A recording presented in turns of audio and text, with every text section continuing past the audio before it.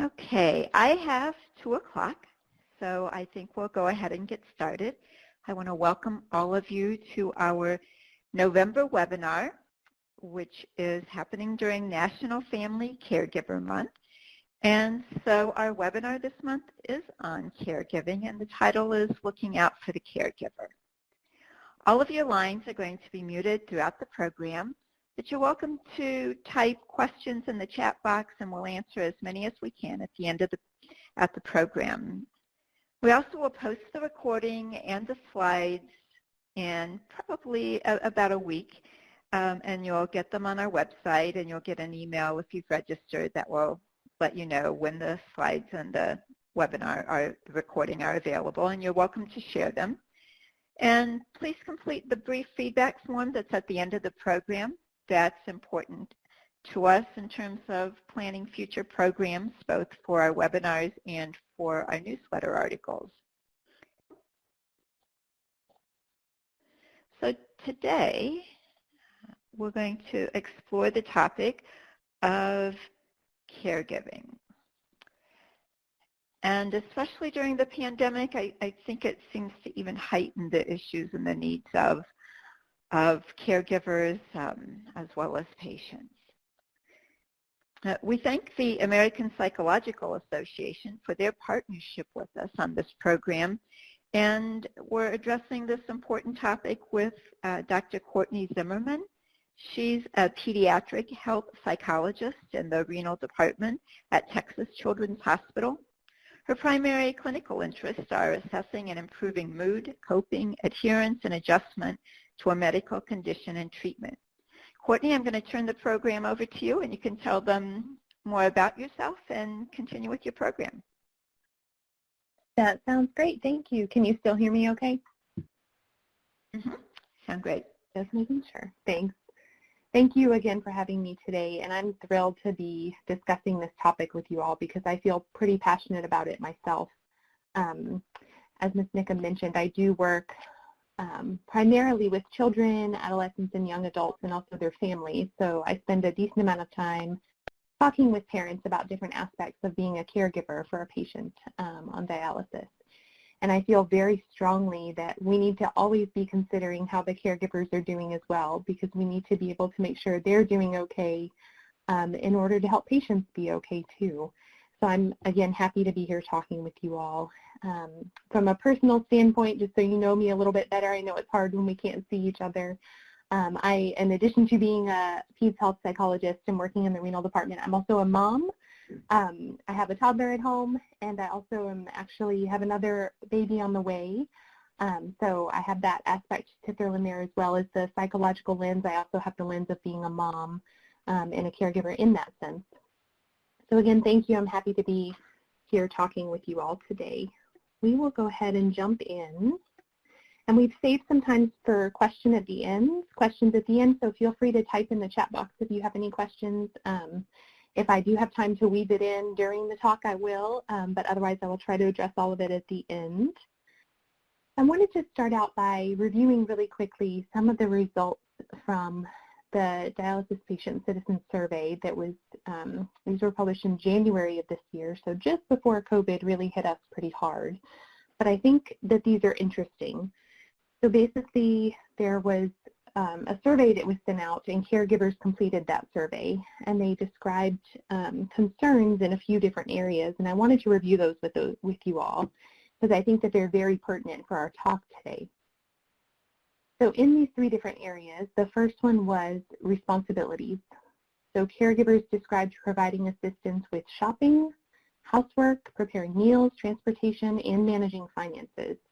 So in addition to even things like taking patients to and from dialysis, or helping with dialysis if it's done in the home, caregivers also tend to provide assistance within all of these other areas. And I think that that's really important, because I think it highlights all the different aspects of caregiving that exist.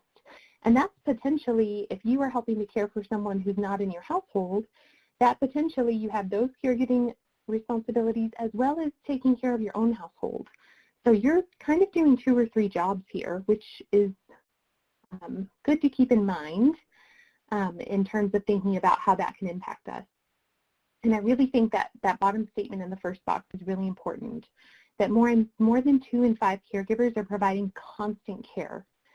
And the reason I think that's important is I think that kind of brings to mind for me as a psychologist just the fact that there's maybe not a break, that sometimes as caregivers you can feel like I don't have a chance to take time for myself. Like, yes, that's nice in theory, and thanks for telling me that, but I can't fit it into my day because I'm constantly in the caregiving role. And so we're going to talk a little bit about that a little bit later on, but I wanted to bring that up. I think it's important. The second area that a lot of caregivers mentioned were various hardships. And so, for example, the most difficult hardship that was reported by caregivers was emotional stress. And I think as a psychologist, of course, I think that's incredibly important. And we will be talking about tips for management of some of that later on. And most caregivers said they were neither prepared for the tasks that the job encompassed, nor did they have a choice in taking responsibility. And I think that that is challenging for several reasons, but one of which because if you feel like you're not prepared for something and you feel like you didn't have a choice, you had to step in, potentially that could cause a scenario where anxiety or depression or resentment or any of those things, along with a number of others, could potentially develop over time. And so we'll talk about some of that too. And then the third area was information needs. A lot of caregivers reported they want more information on how to improve the quality of life for the patient, which that I thought was very telling. I feel like caregivers in general tend to have a pretty nurturing nature. And so the fact that their number one concern was how do I improve the quality of life for the CKD patient, I think that that's very telling. And I think also the other piece that came up was improving their own quality of life and finding various resources for caregivers. And I will go ahead and tell you that at the end of the talk, I do have a few slides with some resources, whether it's for support groups or other resources that are helpful for caregivers. I do have those at the end that you'll have access to. And about 1 in 5 were interested in participating in a live online support group, although I have to say I'm very curious what that number would look like now with COVID, if more people would be interested in the online support. So we'll dive a tiny bit more into the stressors in particular. The way you read this graph is on the left-hand side.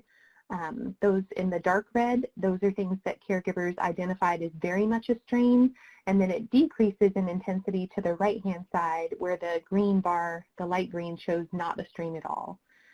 So the emotional stress of caregiving was very much a strain for more than 1 in 5 caregivers, which I think is, again, very telling and concerning, and so we'll talk about how to manage that.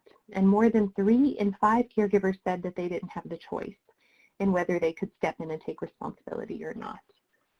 And so how do we manage something that we feel like we didn't have a choice to do and it's taking an emotional toll on us? A lot of caregivers also endorsed work-related struggles.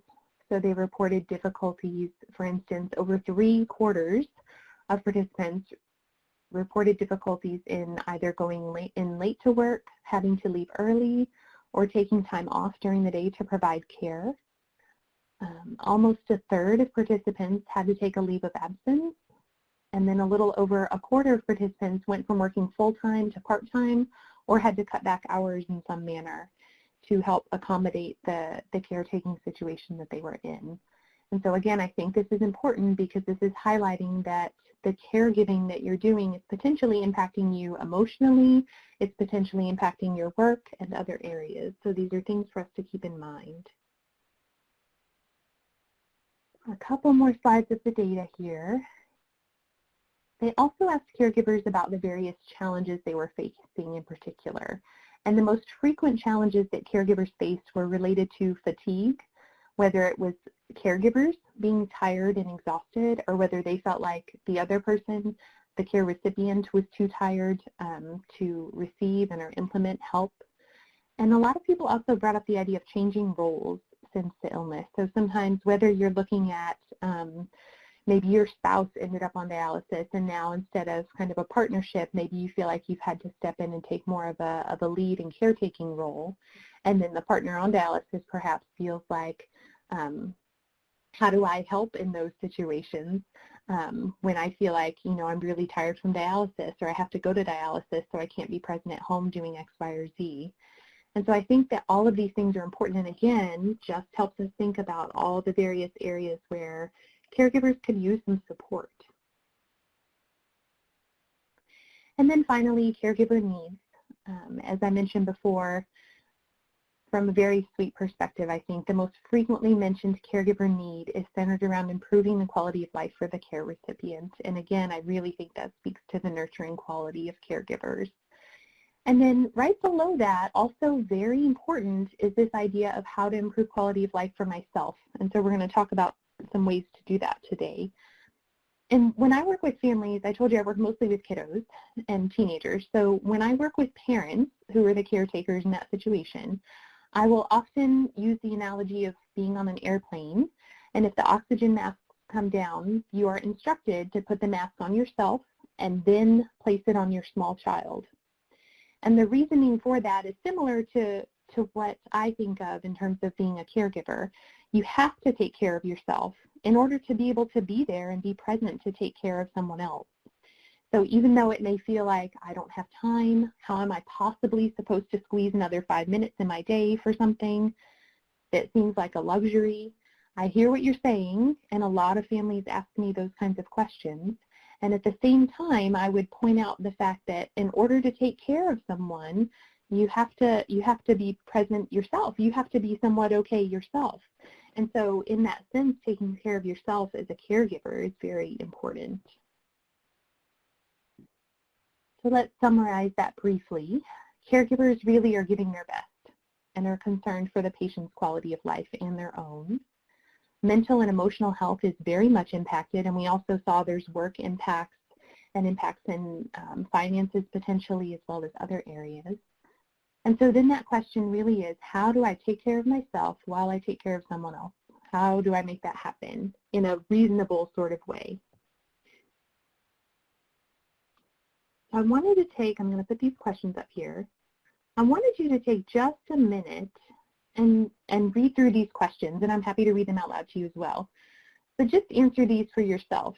Just stop for a minute and take a quick self-check around these things. So what is going well for me? How am I feeling today? And how has my mood been?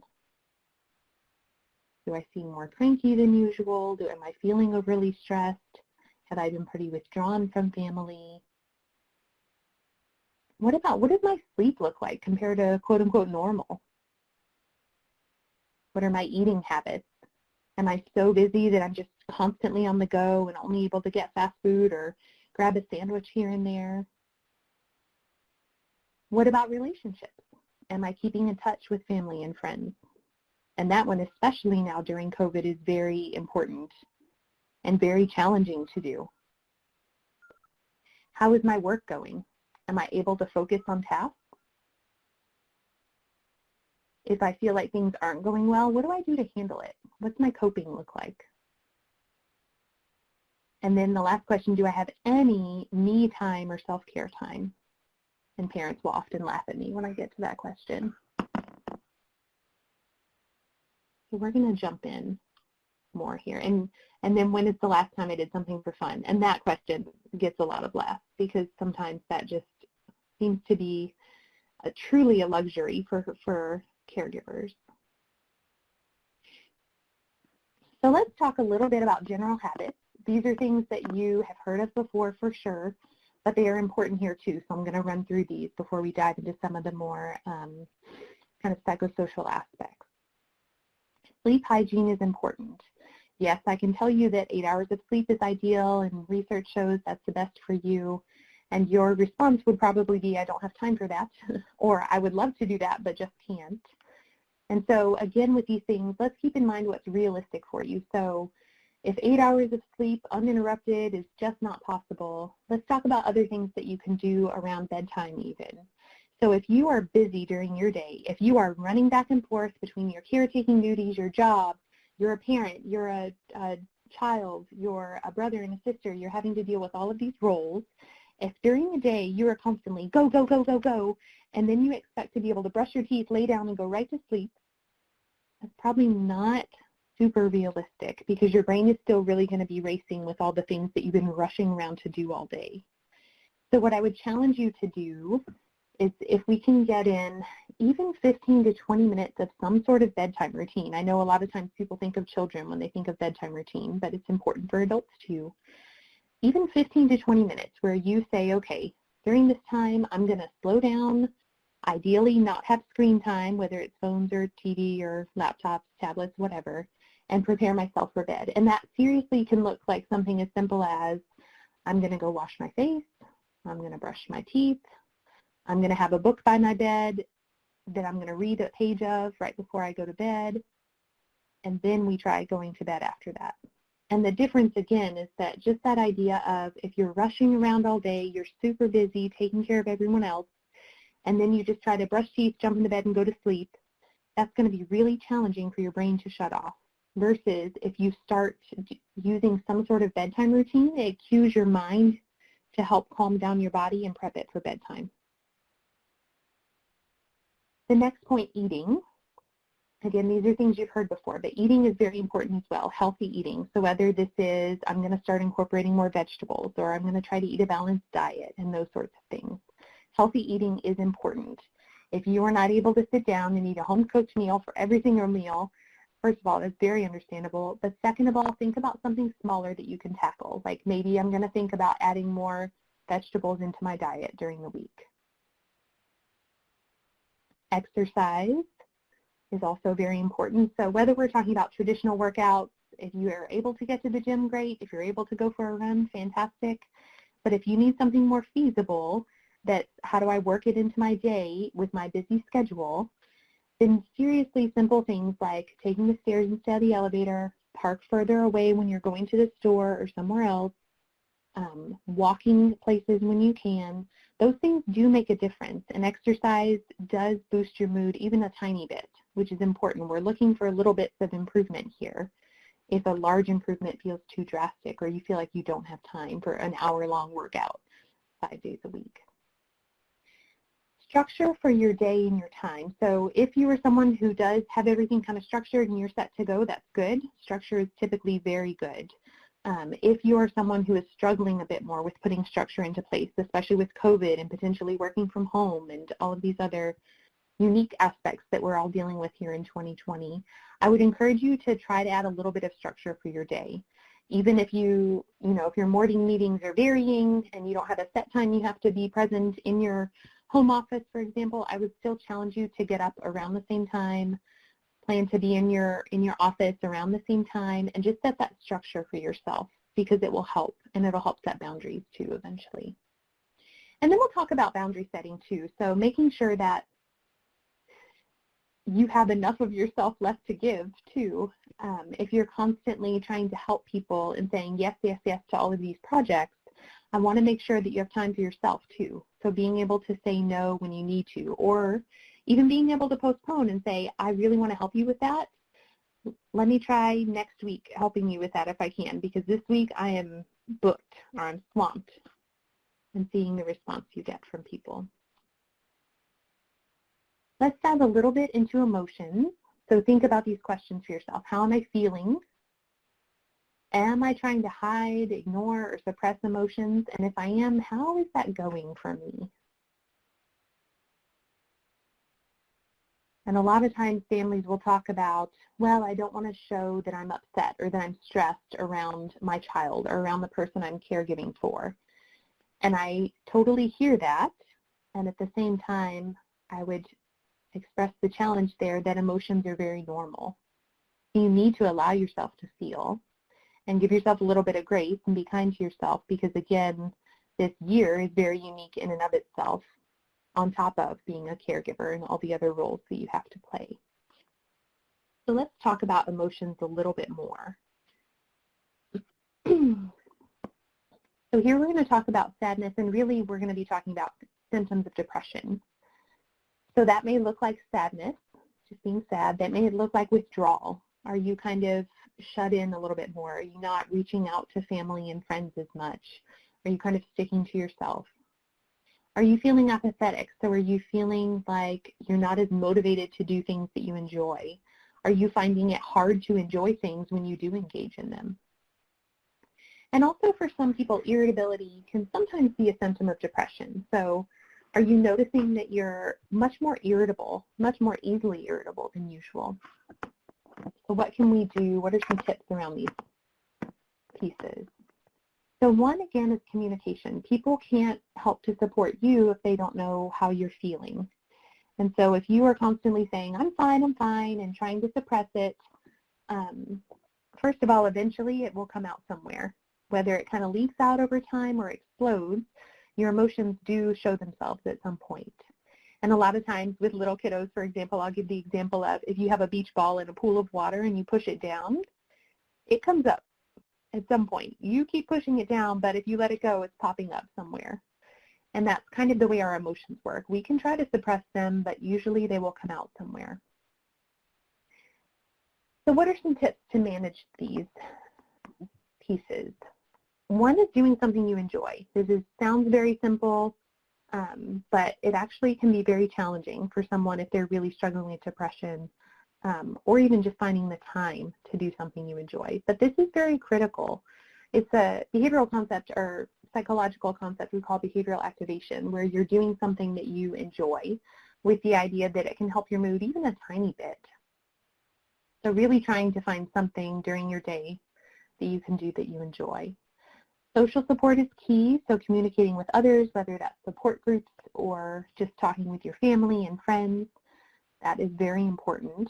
And we're going to talk about this last bullet on the next slide. But before we move on, I do want to note that with these depressive symptoms that I'm going to talk about, as well as the anxiety I'll talk about, for any of these pieces, if you feel like you are really struggling with sadness, withdrawal, apathy, irritability, if you notice that you're really struggling with these things and it is significantly impacting your work, your family life, your just mood overall, if you're really just not feeling like yourself, you absolutely should seek professional assistance. There are psychologists, there are social workers, there are counselors, there are a lot of people out there to help. And so definitely make sure you're seeking support. These are just tips for the occasional things that are popping up for you. But I do want to encourage you, if you feel like you're really struggling, please do seek assistance. That's what we're here for. And this is an exercise I want to walk you through. And you don't have to write this down. You can just kind of think through it in your head. And you're welcome to write it down if you want to. So one of the things that we talk about in therapy with patients sometimes is thought challenging our thoughts, because when we are in a place of feeling depressed or feeling anxious, sometimes what we call our automatic thoughts can be fairly negative. And I will give you an example as we walk through this. So if you think for yourself, what's one of my negative thoughts? You can think of a few and then kind of pick one. What's one of my negative thoughts? So for example, if I said, well, I'm not doing a good job as a caregiver, if that's my negative thought, we would then look at some evidence. So the first evidence we would look at is, what is some evidence for my thought? What is some evidence that supports that thought? So if I said, okay, well, I'm not doing a good job as a caregiver, and my evidence for that is that I forgot to pick up the medications for my mom yesterday. I forgot to get those meds. Okay. I would then go to the next point and say, what is the evidence against that thought? What are some reasons why that thought may not be true? And that one I may say, okay, so my mom tells me I do a good job taking care of her, and my friends and other family members tell me that. And I guess I haven't really forgotten to get her medication a lot before. Like, this doesn't happen all the time. So that's some evidence against my thought. So then we come to, what is a potential alternate thought?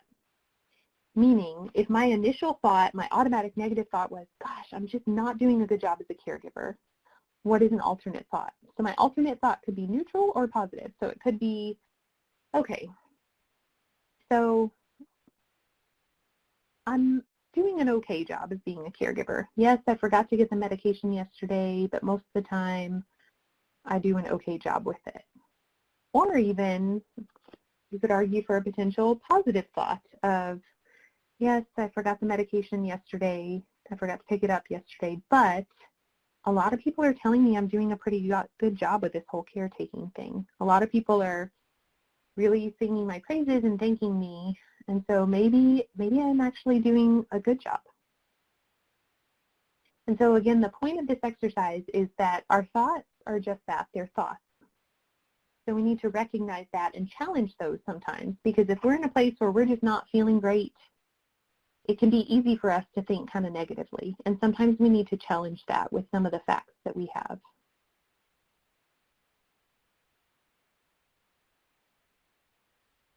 Let's move on to anxiety. Symptoms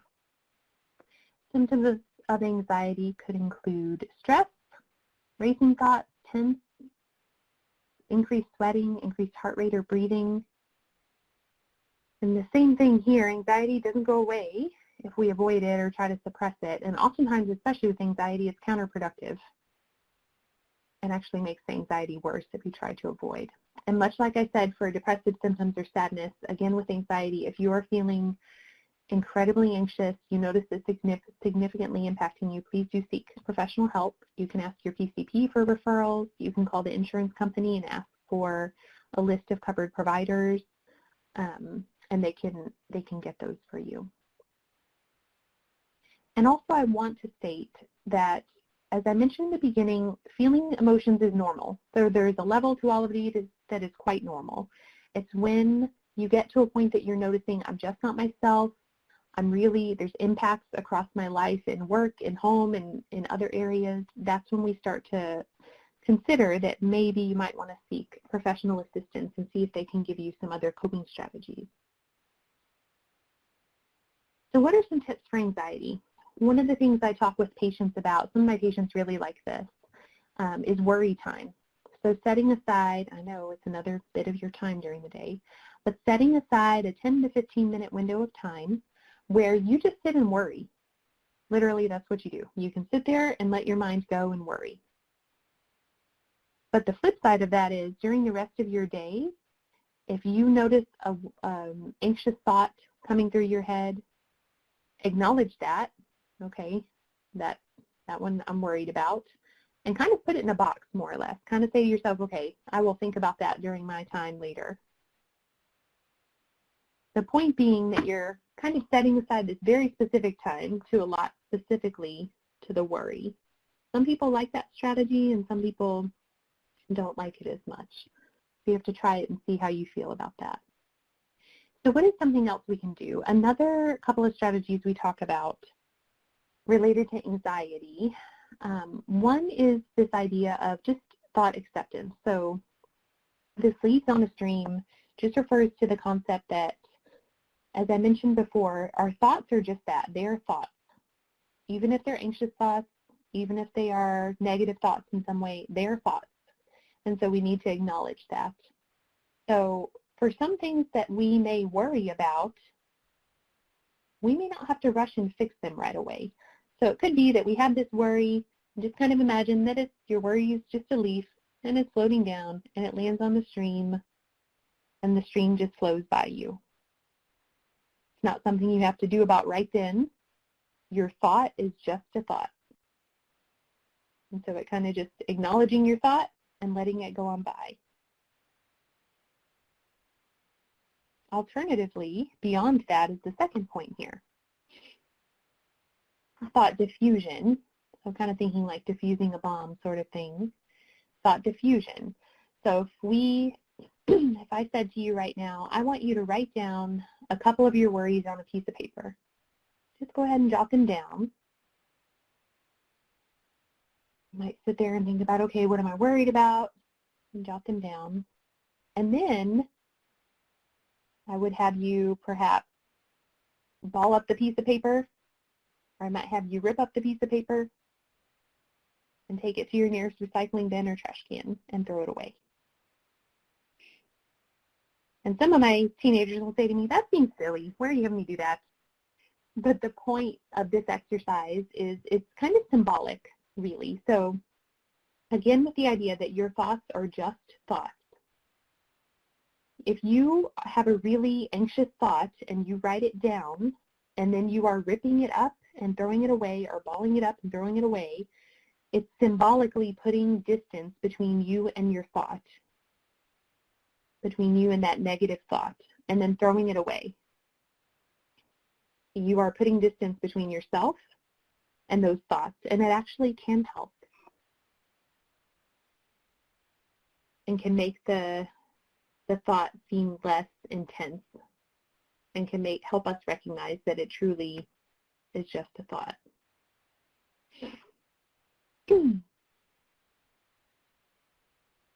Excuse me. I wanted to take a couple minutes and talk about relaxation strategies. Someone had asked, will the slides be available once we're complete? Yes, I believe they will be available, and I know there's a recording as well. So in terms of relaxation, there are a few different strategies to manage here. So one is there are apps for diaphragmatic breathing. If that's too much of a mouthful, basically it is deep, slow breathing. And I've tried all of these apps. And they also have some meditation pieces if you're into that.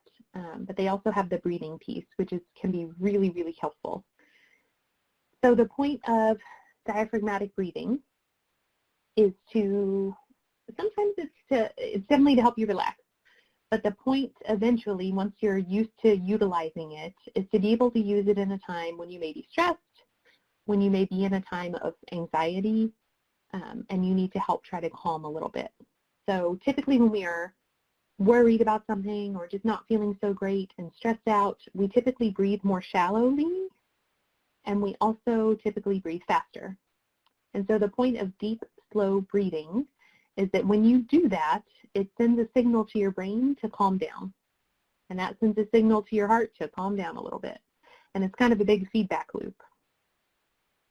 And so obviously not a cure for everything, just to sit there and take deep, slow breaths, but it can be helpful. And you also want to practice it at a time when you are somewhat calm. So you don't want to practice it for the first time kind of in a crisis or when you're headed towards a panic attack. You want to practice it and feel comfortable using it in times when you're calm. So oftentimes I will talk with patients about doing this like right before bed so that they just kind of practice it in a time when they're calm. Imagery is another strategy. Some patients like it, some don't. Again, these things are things for you to look into and try and see how you feel about them. So imagery, the point here is for you to imagine a scene that is calming to you. Common ones are the beach or a lake or a stream in a forest. And when you picture this, you, in theory, would need to be able to describe it using the 5 senses. So the point of that is really getting your mind in that place. So if I were to be describing to you the beach, I would be thinking, okay, I'm looking around. I see the sun reflecting off the waves. There's seagulls flying over. I hear the waves crashing on the shore. I smell all the sunscreen. Maybe I have a little bit of taste of salt in the air from the sea. And I would really be diving into what that scene looks like for you to help really get you in that place and calm. And then the final strategy is progressive muscle relaxation. And this is somewhat what it sounds like. So basically you would be going through each of your muscle groups in your body and tensing and holding them and then relaxing. So if you want to try this really quickly, if you're sitting in a chair, even if you're standing, I would challenge you. So I just want you to take your shoulders and raise them up by your ears. So make it really tense, that space between your neck and your shoulders. So hold that tensity, hold, hold, hold, hold, hold, and then just drop and release that tension. And then I would have you do it one more time. So lift your shoulders up by your ears and squeeze. Feel that tension and hold it, hold it, hold it, hold it, and drop. And just notice the difference between when your muscles are really, really tense versus when they're relaxed. And the point of this PMR would be to do that with each of the muscle groups. And again, the point being overall of relaxation and trying those things in a time when you are a bit more calm. And you can do any of these. Right before bed is a great time to do these things as part of your bedtime routine, perhaps. Positivity is something else I wanted to at least mention during this talk. And the first point here has a little bit to do with boundary setting. A lot of times we think of boundaries in the terms of telling others no, and recognizing that we need to do something else and not say yes to everything that people are asking us to do. But sometimes it's also telling ourselves no. So for example, if you have just had a rough day and you are just finished with everybody and everything, you might want to consider limiting your exposure to further negative information, whether that is through talking to a friend that you know typically gets excited about drama and likes to share that with you and likes to gossip about that stuff, or if there are news stories that you happen to see on your news feed, maybe we just don't look at the news feed for that evening if you're having a rough day.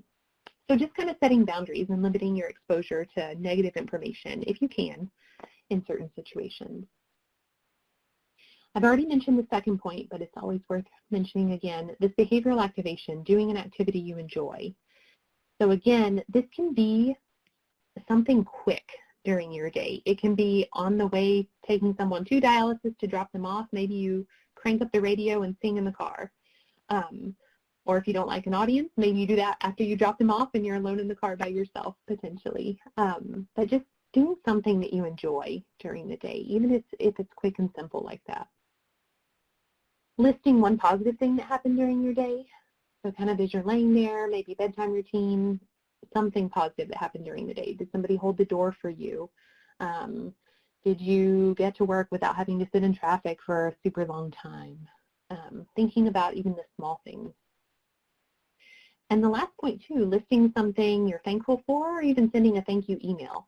This actually has benefits both for you and also for the recipient. And they've done research on that. So doing something like that can actually be beneficial as well. So these are just little tips of things that can be helpful. So self-care, a lot of what I've been talking about applies to self-care, but I did want to talk specifically about self-care for a minute too. So the World Health Organization defines it as what people do for themselves to establish and maintain health and prevent and deal with illness. And it includes hygiene, nutrition, lifestyle, environmental factors, socioeconomic factors, and self-medication. So that's our definition. And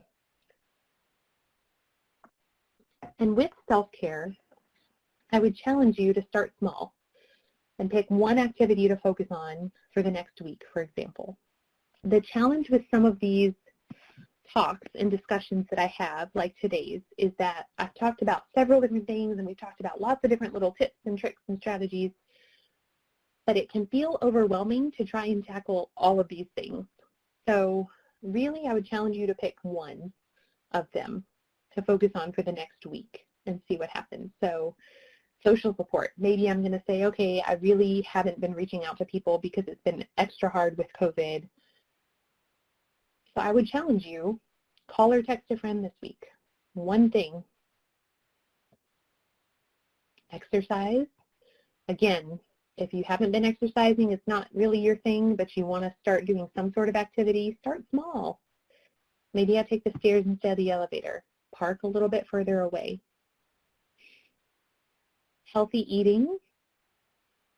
Again, pick one thing. So maybe I say, okay, I'm going to try to eat a vegetable a day. I'm going to start small and build from there.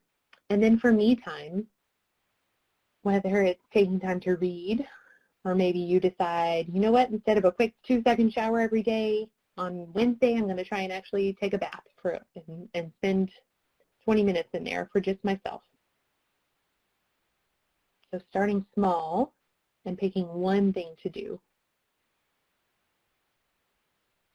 Related to that, I wanted to touch on this really quickly again, because I always get concerned that I don't want us to think too grand and feel overwhelmed like we can't make any changes, because we can. We just do need to start small. So in psychology and other realms, we talk about the idea of SMART goals, as you see here. So first of all, we need a specific goal. So I will use an example, for instance, of I'm going to try to eat healthier. What does that look like specifically, though? I need to be specific because there's lots of ways we can eat healthier. So I'm going to say I'm going to try to eat one vegetable a day. So measurable. What is my frequency, etc.? One vegetable a day. attainable? Is this doable for me? Will I be able to make sure that I have a vegetable at home every day that I can eat? Or does it feel too difficult? So if I said to you, okay, I'm going to plan to eat a salad for 2 of my meals every day, that's not attainable for me. So instead, 1 vegetable a day. Relevant. How is this goal related to my overall health or good health or mental health, etc.? And so for me, it would be related if I was wanting to improve my eating habits. And then timely. This last point is important too, because we want to think about, we don't want to just set a goal and kind of leave it there for a few months and then realize, okay, yeah, that didn't work, and it's been months now. So instead, you want to set a time for yourself. So I'm going to say, okay, I'm going to give myself a week to see how this goes. If I'm trying to eat 1 vegetable every day, I want to see how I do after a week. And next Thursday, I'm going to evaluate and say, okay, how did I do here? Am I eating a vegetable? Am I not? And do I need to change something with my goals? So just kind of keep these in mind. Any of this stuff we've talked about, you can absolutely change and implement, but also start small. Don't feel like you have to tackle everything at once because you're already doing a lot. So we want to make it a SMART goal and attainable and relevant for you. So in summary, I'm going to leave time for questions here. You guys are dedicated, sometimes at the expense of own emotional and physical mental health. Start doing regular self-checks just to identify any areas of concern. And that may look like, how am I feeling? How is my work going? Can I focus? Those sorts of things. Engage in exercise for needed areas and areas that you're wanting to improve. And again, starting small, picking a specific activity and being able to measure it. Practice that self-care. So all of these strategies that we've talked about can fall under self-care too. The relaxation strategies with the imagery, the breathing, the muscle relaxation. Try practicing that. Seeking social support. As I mentioned, I'm going to have some slides I'll just put up kind of as we're going through any questions we have. Social support, whether it's family, friends, or you want to reach out to a social support group or network. And then, as I mentioned before, always seek out professional assistance when needed. I've had the question come up before in different talks and conversations with people, well, how do I know when I need a psychologist or when I need a mental health person? And that's an excellent question. And my response to that is, if you are just feeling like you are not yourself and you are noticing that your mood and behavior is really impacting different areas of your life, I would go ahead and seek out professional assistance. And part of it can be, even if you're asking that question, like, maybe I do need help. You can go, the first time you meet with a psychologist is just an intake, and you come up with a plan at the end. And that plan could be, you seem like you're doing okay, here's a few strategies, and call me and we'll set up a check-in again in a month or 2. Or it could be, okay, I think that some coping strategies could be beneficial for you, let's set up something regular. So when you go in that first time, you're not committing to a super long treatment. You're just going in to even find out if it's something that would be beneficial for you, and they can help determine that for you. So even if you have that question, you can seek some assistance, and they can jump in with any suggestions. And I think with that, we're at the end. So any questions? You guys are welcome to type in any questions. I'm happy to try to answer questions or comments or anything.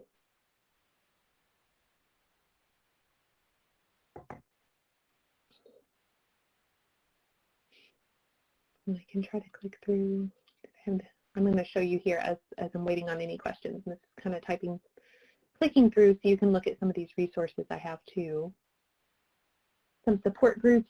So NKF has a list of online communities, which is awesome. And I think it was the AAKP that had the list by state. Oh, here it is. Yes, it has the list of support groups by state. So that could be helpful as well. And then a couple of other phone numbers. Davita has a list of support groups as well.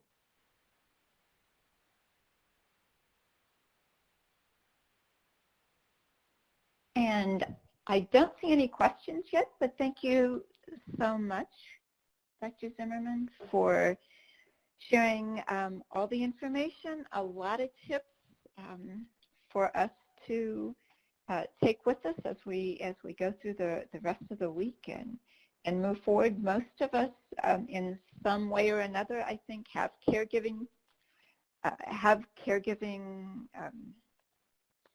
responsibilities to some degree. So I think everything that you've shared will be very helpful. So thank you very much for that. Thank you. Yeah, I don't see any questions. I just see a lot of positive thank yous. Thank you. So that's great. For all I'm of happy. you, I'm happy to hang out a bit in case people do have questions. I'm not on a time crunch right now. So. Thank you. I do want to remind people to fill out the feedback form. It will come up on your screen as you leave the session. I also want to remind people to join us next month on December 17th. We're going to be talking about coping during the holidays during this pandemic. So our themes sort of go together, I think, from November to December. And so I encourage everyone to join us then.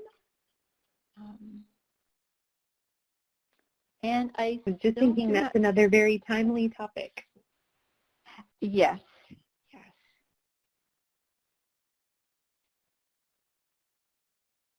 Someone had asked too if the slides would be available once we finish today. I think I answered earlier that I thought they would be. I know there's going to be a recording. Right. The recording and the slides will be posted on our website. So people have access to those. There may also be some handouts